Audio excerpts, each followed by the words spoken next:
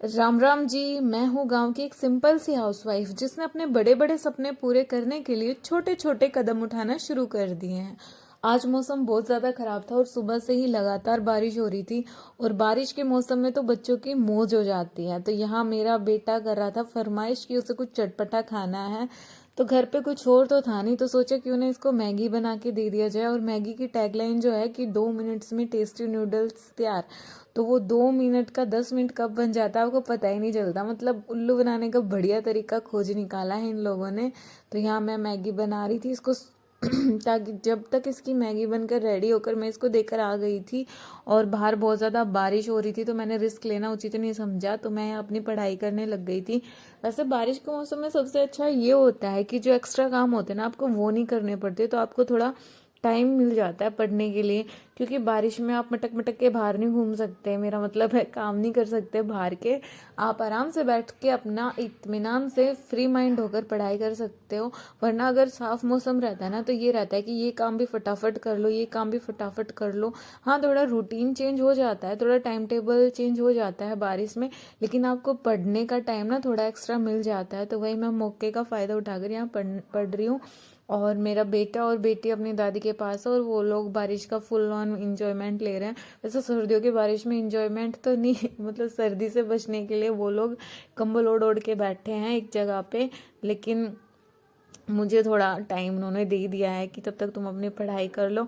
अब जब तक बारिश रुकेगी तब तक मैं बिल्कुल फ्री हूँ और मैं अभी कंप्यूटर रिवाइज कर रही हूँ। क्योंकि कंप्यूटर अभी नया सब्जेक्ट ऐड हुआ है DSSS में, तो ये काफ़ी स्कोरिंग भी है। और अगर मैं कंटिन्यू रिवाइज करती रहूँगी तो मैं एग्ज़ाम टाइम में भूलूंगी नहीं और इसमें मैं फुल स्कोर कर सकती हूँ, ऐसा मुझे लगता है। क्योंकि जब मैं हरियाणा के लिए प्रिपेयर कर रही थी तब भी मैंने कंप्यूटर पढ़ा था, तो ये मुझे इतना टफ नहीं लगता, इजी लगता है। बस ज़रूरत होती है इसको कंटिन्यू रिवाइज करने की, तो यहीं मैं इसको रिवाइज कर रही थी। और ये बुक कोई नई नहीं है, मेरी पुरानी बुक है, इसी में से मैं रिवाइज कर रही थी। और फिर PYQ तो हमें मिलेंगे नहीं कंप्यूटर के, क्योंकि ये इसी साल इंट्रोड्यूस हुआ है, तो इसके MCQs हम कर सकते हैं। वैसे तो इस बुक में भी MCQ दे रखे हैं, लेकिन यूट्यूब से भी प्रिपेयर कर सकते हैं। और मेरे दिमाग में भी यूट्यूब जब मैंने नाम लिया तो एक बात आई कि जब हम यूट्यूब देखते हैं ना तो अनकॉन्शियसली हम है ना और वीडियोस देखने लग जाते हैं। मतलब होता ये है कि हम सोच के ये मोबाइल खोलते हैं कि अब ये वाली वीडियो देखेंगे, लेकिन कब हम दूसरी वीडियोस देखने लग जाते हैं, फिर शॉर्ट्स देखने लग जाते हैं और फिर हमारा टाइम है ना बहुत ज़्यादा वेस्ट हो जाता है। तो हम ये रियलाइज़ ही नहीं कर पाते। मतलब ऑनलाइन पढ़ना वैसे तो है अच्छी बात, लेकिन काफ़ी रिस्की भी है, क्योंकि इसमें ना आप डिस्ट्रैक्ट होने के चांसेस आपके ज़्यादा होते हैं। और यहाँ पे ना बारिश थोड़ी हल्की हो गई थी, तो मैंने सोचा कि आंगन साफ़ कर लेती हूँ तब तक, क्योंकि यहाँ जगह जगह बारिश का पानी इकट्ठा हो जाता है।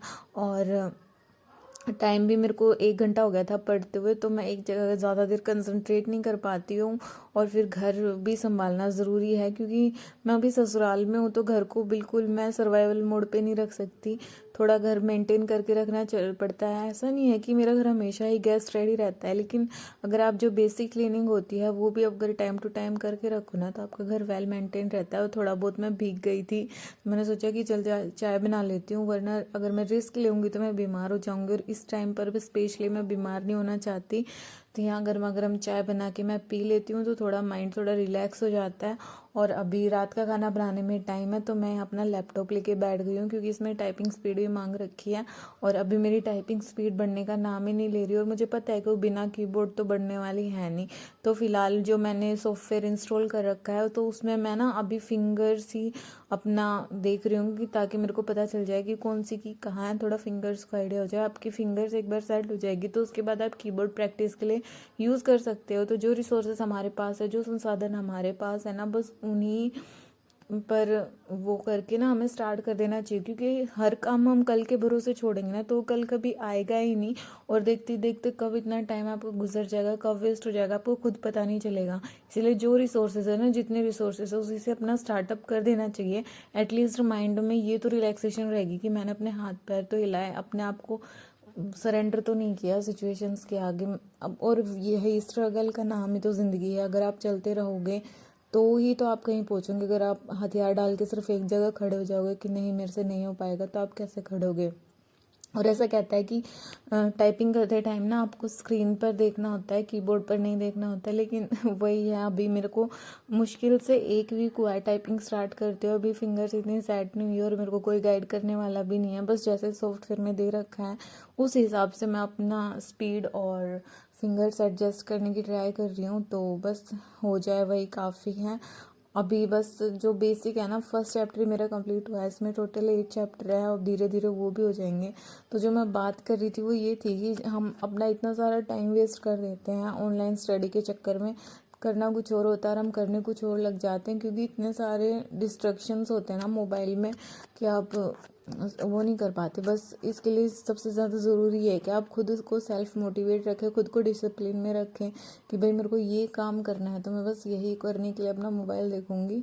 और जो भी फालतू की डिस्ट्रैक्शन है ना, मैं यही कहूँगी कि या तो आप उनको ब्लॉक कर दो या चैनल ही अनसब्सक्राइब कर दो, क्योंकि है ना ये टाइम आपका इतना खा जाता है कि आपको खुद पता नहीं चलता। और कहीं ना कहीं मैं ये अब रियलाइज़ कर रही हूँ कि जब मैं पढ़ने बैठती हूँ ना तो मेरे सामने इतने सारे डिस्ट्रैक्शन खुल जाते हैं और फिर मेरी बेटी मेरे पास होती है तो मैं कहीं ना कहीं जो फोकस मुझे करना चाहिए अपनी पढ़ाई पे मैं वो नहीं कर पा रही हूँ।